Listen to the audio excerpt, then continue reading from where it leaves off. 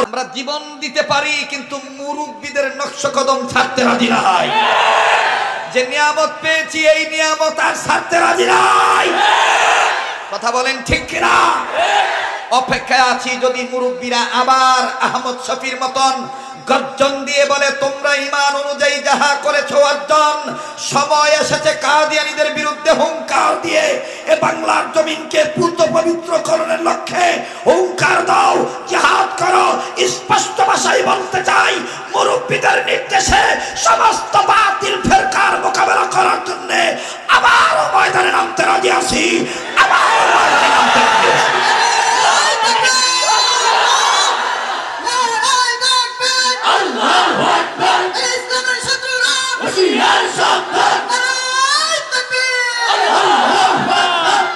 আল্লাহ বলে হারে গোলাম তুই এখন হাত পেয়েছিস, পা পেয়েছিস, আমাকে ভুলে গিয়েছিস, কিন্তু তোর এমন একটা সময় ছিল অতীতকে তুই ভুলে গিয়েছিস। হাল আতা আলাল ইনসানি হিনুম মিনাদ দাহরি লাম ইয়াকুন শাইআম মাযকুরা, উল্লেখযোগ্য কোনো বস্তুই তুই ছিলি না। আমি তোকে সবকিছু দিয়েছি, তোকে আমি দয়া করে তোকে বানানোর আগে তোর মরণকে বানাইছি, তোর জীবনকে বানানোর আগে মরণকে বানাইছি। আল্লাযী খালাকাল মাউতা ওয়াল হায়াতা লিয়াবলুয়াকুম আইয়ুকুম আহসানু আমালা, আমি আল্লাহ তোকে সৃষ্টি করার আগে, তোর জীবন বানানোর আগে তোর মরণ আমি বানিয়েছি। এই গোলাম আমি তোকে সুন্দর করে বানিয়েছি রে গোলাম, এজন্যই আমি কুত্তা বানাই আহসান বলি নাই, বিড়াল বানিয়ে আহসান বলি নাই, শ্রীগাল বানিয়ে আহসান বলি নাই, টিকটিকি বানিয়ে আহসান বলি নাই। আমি সারপোকা, তেলপোকা, ওই পোকা, গরু, ছাগল, বকরি, ভেড়া, উট, দুম্বা বানিয়ে আহসান বলি নাই। আমি তুই ইনসানকে বানিয়ে আহসান বলেছি। লাকাদ খালাকনাল ইনসানা ফি আহসানি তাকওয়িম, আমি রব্বে করিম তোকে সুসমন্বিত, সুন্দর করে, ওয়ান্ডারফুল করে, বিউটিফুল করে, সুপার করে আমি বানিয়েছি। কিন্তু গোলাম তুই আমাকে চিনলি না, বানাইলাম আমি, এখন তোকে সুন্দর করে বানিয়েছি, তোকে জবান দিয়েছি, এই জবান দিয়ে তুই বজ্রকণ্ঠে কথা বলিস, চিৎকার দিয়ে কথা বলিস, এই আওয়াজের শক্তিটা তো আমি দিয়েছি। আবার এমন এক সময় আসবে তোর যৌবনে ভাটা পড়বে, তোর বয়সে ভাটি পড়বে, সেদিন তোর সাউন্ড লেস হয়ে যাবে, আওয়াজ কমে যাবে, সেদিন আওয়াজের কমার কারিগরটাও কিন্তু আমি আল্লাহ। সুম্মা রাদাদনাহু আসফালা সাফিলিন, সেদিনের আওয়াজ কমিয়ে দেওয়ার মালিকটাও কিন্তু আমি আল্লাহ। বান্দা তুই আমাকে চিনলি না, বানাইলাম আমি, সবচাইতে গাদ্দার তুই আমার সাথে গাদ্দারি করলি। ইন্নাল ইনসানা লিরাব্বিহি লাকানুদ, সবচাইতে বড় নিমক হারাম তুই। ইয়া আইয়ুহাল ইনসানু মা গাররাকা বিরাব্বিকাল কারীম, এই ইনসান আমি রবের পথ ভোলা তোকে কিসে করে দিল রে? আয় বান্দা আয়, আমি গফফার হয়ে তুই গুনাহগারকে ডাকছি। ফাফিরু ইলাল্লাহ, আয় বান্দা আমার দিকে ফিরে আয়। সাবিকু ইলা মাগফিরাতিন মির রাব্বিকুম, দৌড় মার বান্দা, প্রতিযোগিতার মাধ্যমে আমি রবের গুনাহ মাফের দিকে দৌড় মার। বান্দা তুই আমার পথের দিকে আসতে যাইয়া বাধা খাইস না। কেউ যদি বলে এত গুনাহ করেছিস এখন কি গুনাহ মাফ করবে আল্লাহ? আমি আল্লাহ তোকে অভয় দিয়ে বলছি, গ্যারান্টি দিয়ে বলছি, লা তাকুনাতু বির রাহমাতিল্লাহ, আমার দরবার নিরাশ হওয়ার দরবার না। বান্দা তুই আমার রাস্তায় এসে আমাকে ডাক দে, আমি তোর ডাকে সাড়া দেব। উদউনি আস্তাজিব লাকুম, বান্দা তুই আমাকে ডাক দে, তোর কিছু চাওয়া পাওয়া থাকলে আমার কাছে চা, পীরের কাছে যাইয়া, মাজারে যাইয়া, সেজদা দিয়া ঈমান আমল ধ্বংস করিস না, জাহান্নামের চাদর গায়ে দিস না। কিছু চাওয়া থাকলে আমার কাছে চা, আমি তোর চাওয়া পাওয়া মিটিয়ে দেব। ওয়াইদা সালাকা ইবাদি আন্নী ফাইন্নী করিব, আমি তোর চাওয়া পাওয়া মিটিয়ে দেব। হ্যাঁ বান্দা তুই বলতে পারিস, আয় মালিক আমি দুনিয়াতে যদি আমার টাকার প্রয়োজন হয়, কারো কাছে হাওলাত চাইলে, কর্জ চাইলে, তাকে তো আমি কাছে পাই। আল্লাহ তুমি কি আমার কাছে আসো? শুনেছি তোমার জায়গা নাকি অনেক উপরে, আর রহমানু আলাল আরশি ইস্তাওয়া, তুমি নাকি অনেকটা দূরে। এই বান্দা আমি আল্লাহ বলছি, আমি তোর থেকে দূরে নয়। বান্দা তুই আমাকে দূরে ভাবিস না, আমি তোর যতটা কাছে, তোর মাও তোর তত কাছে নাই, তোর বাবাও তোর এত কাছে নাই, তোর ভাই বোন আত্মীয় স্বজন তোর এত কাছে নাই। আমি রব্বে কারীম তোর যতটা কাছে, নাহনু আকরাবু ইলাইহি মিন হাবলিল ওয়ারিদ, আমি রব্বে কারীম তুই গোলামের ঘাড়ের রোগের চাইতেও নিকটে। বান্দা তুই আমাকে ডাক দে, আমি তোকে মাফ করে দেব। বান্দা তুই ভাবতে পারিস এখানটি তো আমি একা বসে আছি, আমার সাথে কি আল্লাহ আছে? এই বান্দা শোনো শোনো শোনো, যেখানে তুমি একা, দ্বিতীয় কিন্তু আমি আল্লাহ। যেখানে তোমরা 2 3 কিন্তু আমি আল্লাহ। যেখানে তোমরা 3 4 কিন্তু আমি আল্লাহ। মা ইয়াকুনু মিন নাজওয়া সালাসাতিন ইল্লা হুয়া রাবিহুম ওয়ালা খামসাতিন ইল্লা হুয়া সাদিসুহুম, যেখানে বান্দা তুমি একা, দ্বিতীয় কিন্তু আমি আল্লাহ। মুহতারাম হাজিরিন, আল্লাহ বলেন আমার দেওয়া জবান দিয়া তুই আমাকে ডেকেছিস। এ ভাইয়া, ওলামা, তোলাবা, ফুজালা, হুজ্জাজে কেরাম, হাফেজে কোরআন, কে কোথা থেকে এসেছেন, আবাল বনিতা বৃদ্ধ বৃদ্ধা, অরুণ তরুণ, আমি জানি না কার কি গুনাহ আছে। যদি গুনাহ থেকে থাকে তাহলে কেন উম্মতের আলেমদের মজমায় বসে এই রবিউল আউয়ালের চাঁদে, বরকতি চাঁদে কেন আপনি চুপটি মেরে বসে থাকবেন? ওই আল্লাহর কাছে মাপ চাওয়ার জন্য আল্লাহর দেওয়া জবান দিয়া চিৎকার দিয়ে বলেন আল্লাহু আকবার। মুহতারাম হাজিরিন, বলেন এই জবানটা দিয়েছে কে? আবার বলেন কে? আল্লাহ বলেন আমার দেওয়া জবান দিয়ে তুই বলেছিস আমি বড়, যা আমি আল্লাহ বললাম তুই ছোট, তুই ছোট, তোর গুনাহ যা আছে সবই ছোট, আমার মাফ করে দাও বড়। তোর আল্লাহু আকবার বলার কারণে আমি তোকে মাফ করে দিয়ে বড় জান্নাতটা দিয়ে দিলাম। আরো জোরে কোন, আরো জোরে কোন। ইয়া আইয়ুহাল মুদ্দাত্তির কুম ফাআনদির ওয়া রাব্বাকা ফাকাব্বির ওয়ালা যিকরুল্লাহি আকবার, ওয়ালা যিকরুল্লাহি আকবার। বাহরে দিন ওয়া বাহরে দুনিয়া বাহরুনম আল্লাহ আল্লাহ কর দবায়াত ওয়াসসালাম। আল্লাহ আল্লাহ क्या मुबारक नाम है, अल्लाह अल्लाह मोमिनों का कम है। ঠিক কিনা বলে? মুহতারাম হাজিরিন, রবিউল আউয়ালের চাঁদ চলতেছে, এখনো রবিউল আউয়ালের চাঁদ শেষ হয় নাই। ঠিক কিনা বলেন? আহা আফসোস, আর সারা দুনিয়া আহাজারি, নবী নাই। ঠিক কিনা? এটা আমি অনেক দিন আগে লিখেছিলাম, ওই যে আপনার সূরাতুল আম্বিয়ার 152 নম্বর আয়াতের তরজমা নিয়ে এটার সাথে আমি আহাজারির পক্ষে একটা গজল আমি লিখেছিলাম অনেক দিন আগে। এখন তো মানে এদিকে যাই না, তারপর আপনাদের উদ্দেশ্যে আমি আশিক রাসূলদের উদ্দেশ্যে 1-2 মিনিট একটু বলি। বলবো? বলবো? তবে কথাগুলো তাহকিক করেন, দেখেন শিরিক বিদআত আছে কিনা। বলবো? আজ কেনে গো আহাদারি সারা দুনিয়ায়, আমার দিনের নবী কামলিওয়ালা নাই রে দুনিয়ায়। আশিক রাসূলরা উচ্চ আওয়াজে বলো, কথা ঠিক কিনা? আমার দিনের নবী কামলিওয়ালা নাই রে দুনিয়ায়। বলেন বলেন, আমার দিনের নবী কামলিওয়ালা নাই রে দুনিয়া। আওয়াজ দিয়ে বলেন না, আমার দিনের নবী কামলিওয়ালা নাই রে দুনিয়ায়। আজ কেনে গো আহাদারি সারা দুনিয়ায়, আমার দিনের নবী কামলিওয়ালা নাই রে দুনিয়ায়। নবীজি ওফাতের কালে বনের যত পশু পাখি সবাই কান্দে, কান্দিয়া কান্দিয়া সবাই, কান্দিয়া কান্দিয়া সবাই জমিনে লুটায়। আমার দিনের নবী কামলিওয়ালা নাই রে দুনিয়ায়। বলে আমার দিনের নবী কামলিওয়ালা নাই রে। আবার বলেন না, আমার দিনের নবী কামলিওয়ালা নাই রে দুনিয়ায়। নবীজি ওফাত শুনিয়া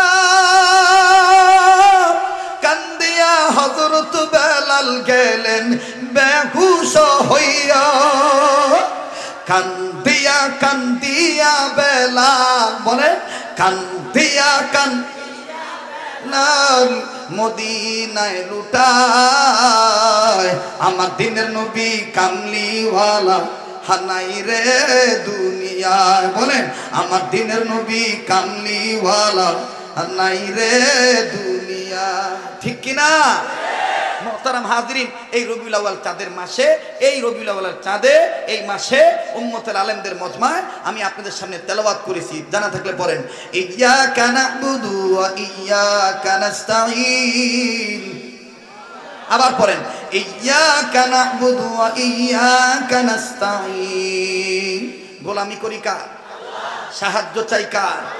মনে আছে কিনা জানি না, বলেছিলাম আল্লাহ তাআলা বলেন, ইয়া আইয়ুহান নাস উবুদু রাব্বাকুমুল্লাযী খালাকাকুম ওয়াল্লাযীনা মিন ক্বাবলিকুম লাআল্লাকুম তাত্তাকুন। আল্লাহ বলেন, হে মানব জাতি, আমি তোমাদেরকে সৃজন করেছি আমার গোলামি করার জন্য, যার দ্বারা তোমরা পরহেজগারিতা অর্জন করতে পারো। সুবহানাল্লাহ। পৃথিবীর সব মানুষকে গোলামি করার জন্য বানাইছেন কে? आइश अशरत के लिए इंसान ही याद रख तो बंदा है मेहमान ही। आइश अशरत के लिए इंसान ही याद रख तो बंदा है मेहमान ही।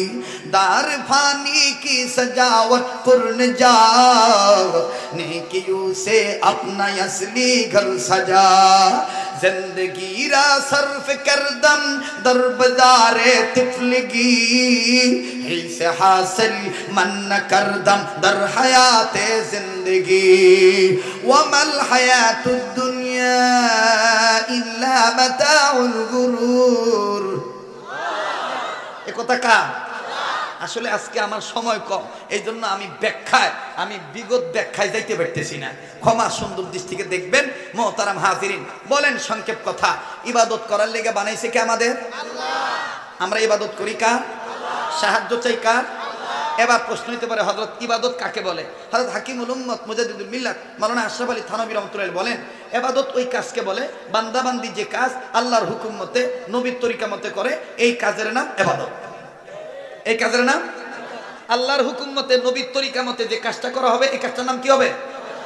আল্লাহর হুকুম মতে নবীর তরিকা মতে এভাবে ইবাদতে যদি দুনিয়াতে প্রবেশ করি, মৃত্যুর পরে আল্লাহ জান্নাতে প্রবেশ করায় দিবে। ফাদখুলি ফি ইবাদি ওয়াদখুলি জান্নতি। পড়েন না, ফাদখুলি ফি ইবাদি ওয়াদখুলি জান্নতি। এ কথা কার? এবার বলেন তো দেখি ভাইরা আমার, মা বাবার চেহারা দেখা ইবাদত কিনা?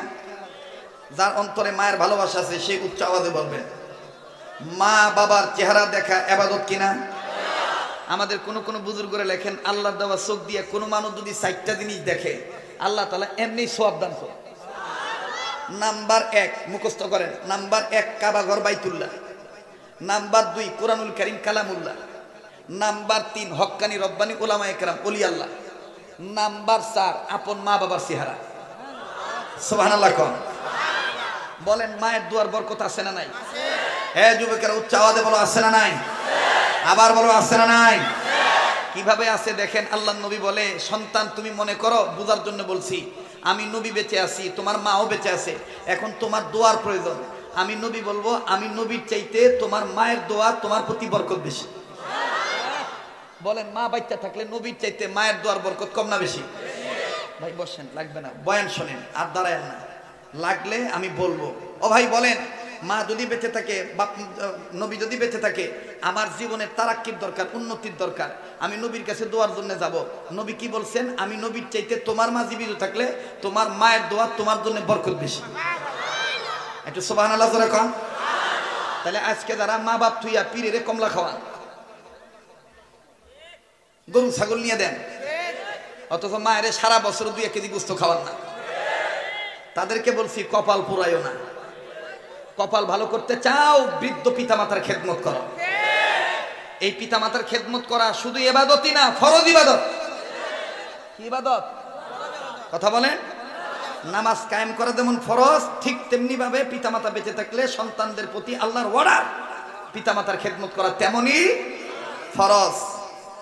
মুসলমান ভাইরা রে আমার, মায়ের দোয়ার বরকত অনেক বেশি, অনেক বেশি। আমি সংক্ষিপ্ত পরিসরে বলছি, কেউ কোনো দিকে নজর দিবেন না। দেখেন তো দেখি দিলটা নরম হয়নি, এক ফোঁটা চোখের পানি ফেলাইতে পারেন কিনা? কান্না না আসলো কান্নার ভান ধরবেন, কান্নার অভিনয় করলেও আল্লাহ মাফ করিয়ে দেয়। বাজান কোনো দিকে কোনো নজর নাই। মুসলমান ভাইদের আমার হাদিস থেকে আলোচনা করছি। আরে বন্ধু, সাহাবীর নাম হযরত আনাস রাদিয়াল্লাহু তাআলা আনহু, যার আরেকটা নাম হলো খাদেমে রাসূল। জোরে বলেন কি নাম? জোরে বলেন কি নাম?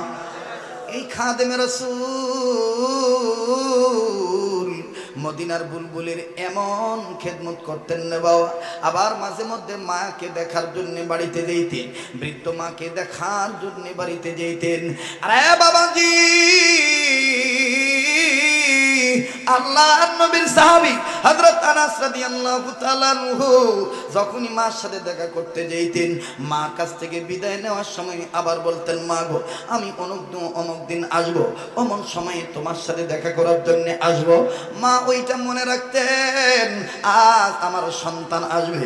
বাজান এমনি ধরনের একদিন আল্লাহর নবীর সাহাবীর মা সন্তানের অপেক্ষায় আছে, সন্তান আসবে, আমি আমার আনাসকে দেখব। আরে বন্ধু, সাহাবী আনাস খাদেম রাসূল মার সাথে দেখা করার জন্য যখন আসতেছি, মা পথ পানি চাই আসে, আমার সন্তান আসবে। হঠাৎ করে নজর করে দেখেন, ওই তো আনাসকে দেখা যায়। বাজান রে, হযরত আনাসের চেহারার দিকে মা তাকাইলেন। মা চেহারার দিকে তাকাইয়া নজর করে দেখতেছেন, আনাসের চেহারাটা কেমন জানি শুকনা দেখা যায়, কেমন জানি মুখটা মলিন দেখা যায়। ডাক দিয়ে বললেন, আল্লাহ, আমার আল্লাহ। একটা ডাক দেন না, দেন না। আল্লাহ, আমার সন্তানকে খায় নেই, আমার সন্তানের মুখটা কেন শুকনা? এরে মুক্তাগাছার ভাইরা, খামারের বাজারের পার্শ্ববর্তী এলাকা, এরে বন্ধুরে, এই শশা কান্দাপাড়া এলাকার লোকেরা যে যেখান থেকে এসেছেন তারা গভীর মনোযোগ দিয়ে শুনবেন। আপনি ঢাকা থাকেন, আপনি বিদেশ থাকেন, আপনি যেখান থেকে আসেন না কেন, যখনই চাকরির জায়গা থেকে আপনি বাড়িতে আসবেন, আপনার পকেটের টাকার দিকে নজর দেয়, আপনার হাতের টুকরার দিকে নজর দেয়, আপনার গ্রামবাসী, আত্মীয় স্বজন, মা, আত্মীয় স্বজন, আমার ভাইরি ভাই বোনেরা, ছেলে মেয়েরা, বন্ধু বান্ধবীরা, কেবলমাত্র দুজন মানুষ আপনার পকেটের টাকার দিকে নজর দেয় না, হাতের টুকরার দিকে নজর দেয় না, আপনার চেহারার দিকে নজর দেয়, আমার ছেলে না জানি কখন খাইছে। কথা বলেন ঠিক না বেঠিক? আরে বাবাজি, তাই তো কবি বলেন, মনে থেকে বনবাদুরি, বাচ্চা ঝোলে তার বুকে, তবু মেয়ে বাচ্চা ভোলে না, পড়লে হাজার দুঃখে। বিদেশেতে যদি কারো সন্তান মারা যায়, পশু পক্ষী না জানিতে জানে তাহার মায়। কথা বলেন ঠিক না বেঠিক? আরে বন্ধু, গভীর মনোযোগ। হযরত আনাস রাদিয়াল্লাহু তাআলা মা আনাসের চেহারার দিকে তাকাইয়া যখন চেহারাটা শুকনা দেখলেন, ডাক দিয়ে বললেন, আল্লাহ, আমার আনাস কি খায় নাই? আমার আনাস কি ক্ষুধার্ত নাকি? মুখটা কেমন জানি শুকনা দেখা যায়। আসুক, আমার কাছে আসুক, আমি জিজ্ঞাসা করব। অনেক লম্বা কথা সংক্ষেপ করে দিলাম। সাহাবী আনাস খাদেম রাসূল যখন মায়ের কাছে আসলো, মা জননী আনাসের চেহারা দেখে ডাক দিয়ে বললেন, বাবা তুমি কি খাও নাই? আনাস মায়ের প্রথম কথায় জবাব দিলেন না, জব বন্ধ হয়ে গেল। ডাক দিয়ে বলেন, মালিক, আমার মা আমার জিজ্ঞাসা করেছে আমি কি খাই নাই। আল্লাহ, এখন যদি আমি জবাব দিই আমি খাই নাই, আমার মা ডাইরেক্ট বলতে পারে, নবী কি তোমারে খাওয়ায়া বিদায় দেয় নাই? ও মালিক, আমার মা আমার নবীকে নিয়া অন্তরে কোনো না কোনো জল্পনা কল্পনা করতে পারে।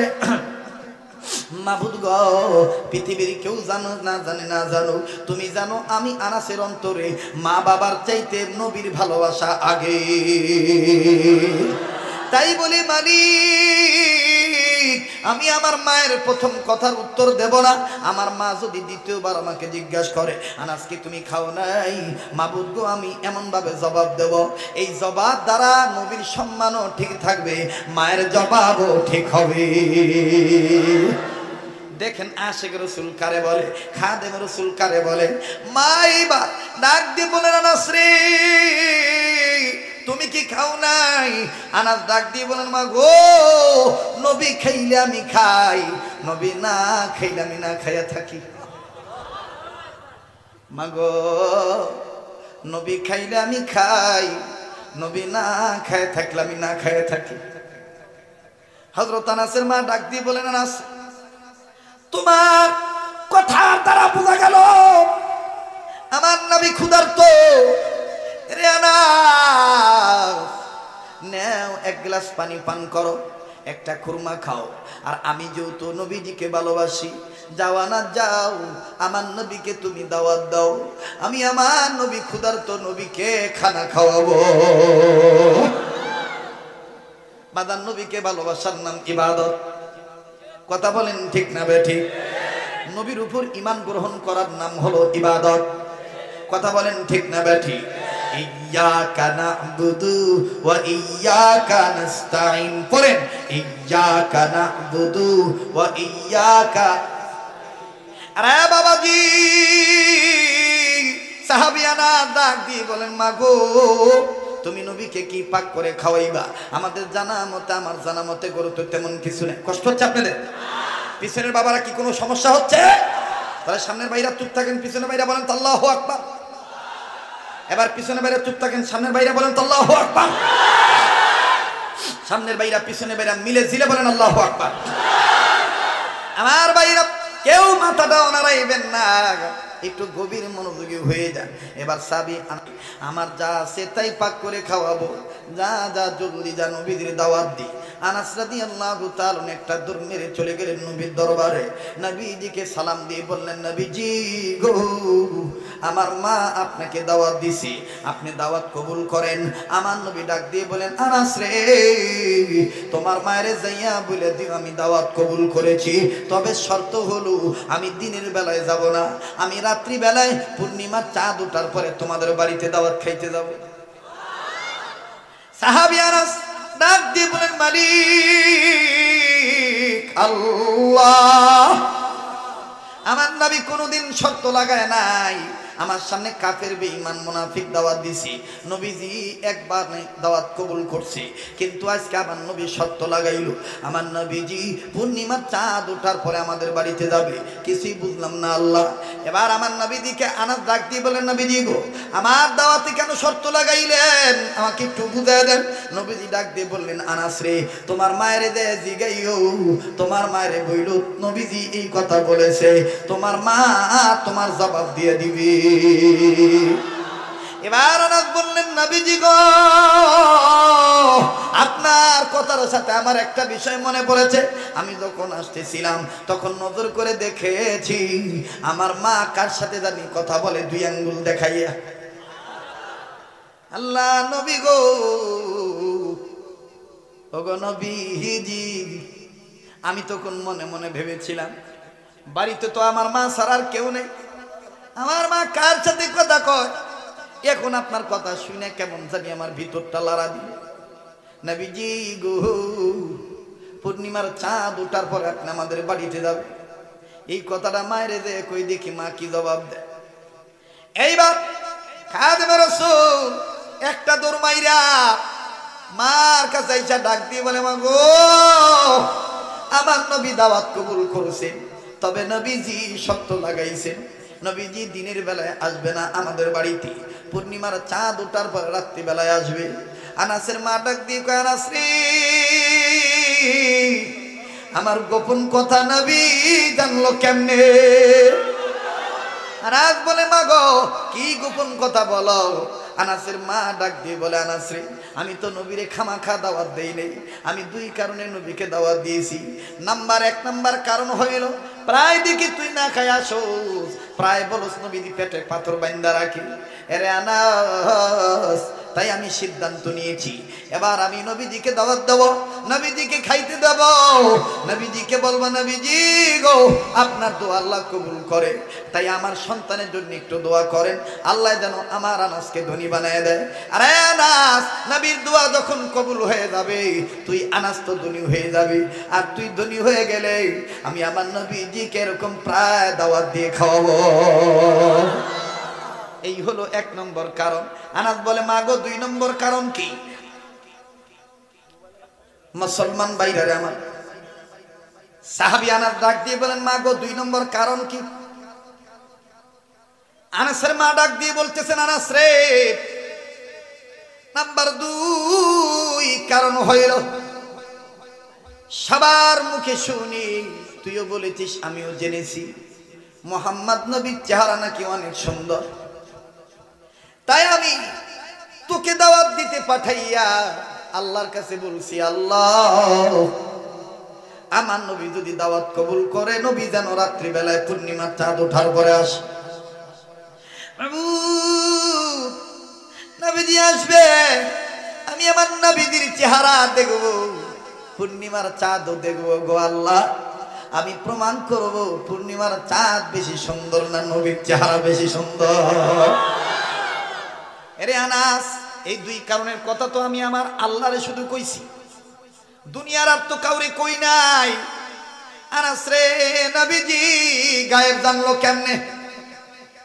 ও আনাস, নবীজি গায়েবের মালিক নাকি? আনাস কয়, মা গো, নবী গায়েবের মালিক না, গায়েবের মালিক আমার আল্লাহ। তবে গো মা, আমার আল্লাহ যদি দয়া করে নবীরে গায়েব জানায়, তাইলে নবীজি গায়েব জানে, কেউ ঠেকায় রাখতে পারে না। কথা বলেন ঠিক না বেঠি? জাজ্ঞানা নবীজি গোপন কথা যেহেতু জেনে গেছি, আরে আনাস আর দেরি করব না, নবীর জন্য বিছানা পাটি ঠিক মতন রেডি করি। লম্বা কথা সংক্ষেপ করে দিলাম বাবা। এবার আল্লাহ নবী চলে আসতেছেন। আনাস বললেন, মা গো, পূর্ণিমার চাঁদ উঠে গেছে, নবীজি রওনা হয়েছে। আল্লাহ নবী যখন আসতেছেন, আনাসের মা বলতেছে, আনাস, নবী যখন আমাদের বাড়ির সীমানা বরাবর আসবে, নবীজিকে যখন দেখা যাবে, তখন তুমি আমারে বলবা। আনাস বলল, ঠিক আছে, তাই বলবো। আরে বন্ধু, খুব খেয়াল করে কথাগুলি শোনা চাই।